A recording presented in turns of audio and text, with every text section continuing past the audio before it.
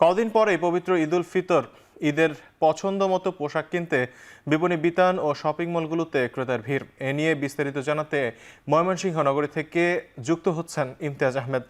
ইমতিয়াজ, বিপণী বিতান ও শপিং মলগুলোতে ভিড় কেমন দেখছেন, আর দাম নিয়ে কি বলছেন ক্রেতা এবং বিক্রেতারা?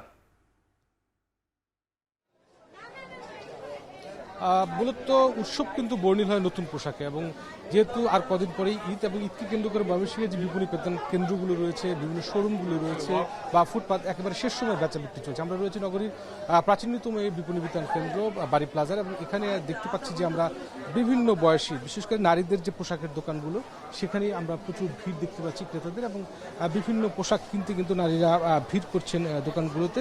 এবং এই পোশাকগুলো কিন্তু যেটা বিক্রেতারা বলছেন যে মূলত Farsi cut, sharara, gharara, salwar, three piece, Pakistani three piece, kurti, gown, এই পোশাকগুলোই বেশি সবচেয়ে বিক্রি হচ্ছে, এবং ছোট থেকে শুরু করে সব বয়সীদের। মূলত দামের ক্ষেত্রে এবার কিন্তু বিক্রেতারা বলছেন যে 200-300 টাকা বেশি দিয়ে তাদেরকে প্রত্যেকটা পোশাক কিনতে হয়েছে, এবং যারা ক্রেতা রয়েছেন তারাও বলছেন যে বেশি লাগছে, অর্থাৎ 3000 থেকে 7000 বা 8000 টাকার মধ্যে কিন্তু পোশাক এখানে বিক্রি হচ্ছে। এবং বড়দের পাশাপাশি কিন্তু বিশেষ করে যারা ছোট রয়েছেন, শিশু রয়েছেন, তাদেরও পোশাকও কিন্তু বিক্রি হচ্ছে।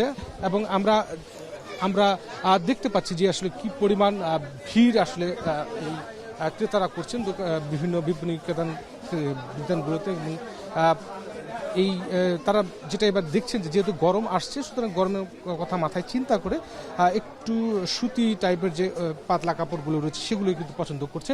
তো সব মিলিয়ে বলা যায় যে পুরোপুরি একেবারে জমে উঠেছে বেচা বিক্রি, এবং শেষ সময়ের বেচা কিনা চলছে। ময়মনসিংহ নগরী থেকে ঈদের কেনাকাটা সম্পর্কে জানাচ্ছিলেন সহকর্মী ইমতিয়াজ আহমেদ।